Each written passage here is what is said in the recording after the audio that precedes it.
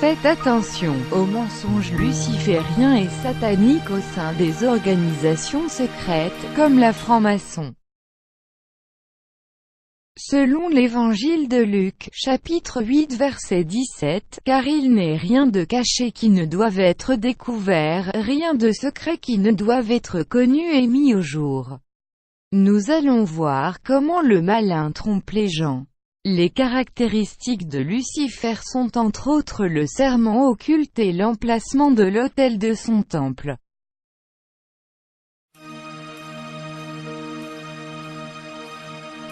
Premièrement, la prestation de serment devant Lucifer. Les nouveaux membres doivent prêter leur serment de tenir le secret maçonnique. Ils le font sur la Sainte Bible où sont posés un compas et une équerre.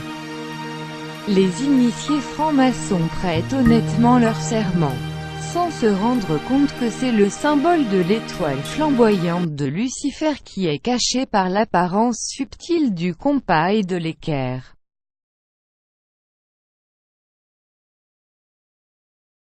Ainsi, selon l'Épître aux Colossiens 2:8, « Prenez garde, que personne ne fasse de vous sa proie par la philosophie, et par une vaine tromperie, s'appuyant sur la tradition des hommes, sur les rudiments du monde, et non sur Christ. » Deuxième caractère. L'autel maçonnique, un héritage des vieilles traditions qui vénèrent les faux dieux. Les autels des associations secrètes comme ceux des francs-maçons sont toujours situés à l'est de leur temple. Ils disent que leurs temples ont été inspirés du temple du roi Salomon dans la Bible. Est-ce que vous croyez à cela? Est-ce que l'autel de Dieu dans le temple de Salomon a été placé à l'est du temple?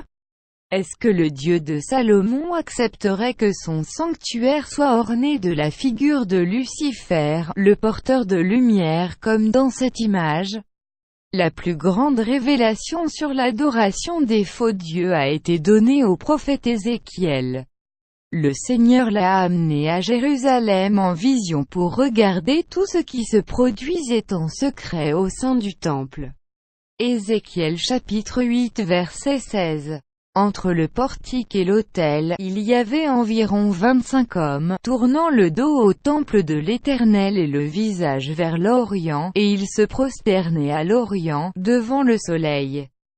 Chers frères et sœurs, ce n'est pas par un simple hasard que vous êtes venus regarder cette vidéo. Vous êtes appelés à rejeter les faux enseignements et les rituels avec lesquels le malin vous a trompé.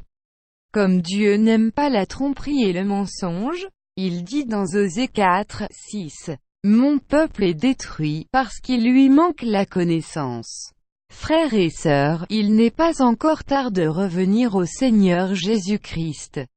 Il est le seul à vous pardonner. Il est le chemin, la vérité et la vie. Dans Jean chapitre 8 verset 12, Jésus leur parla de nouveau et dit, « Je suis la lumière du monde, celui qui me suit ne marchera pas dans les ténèbres, mais il aura la lumière de la vie. »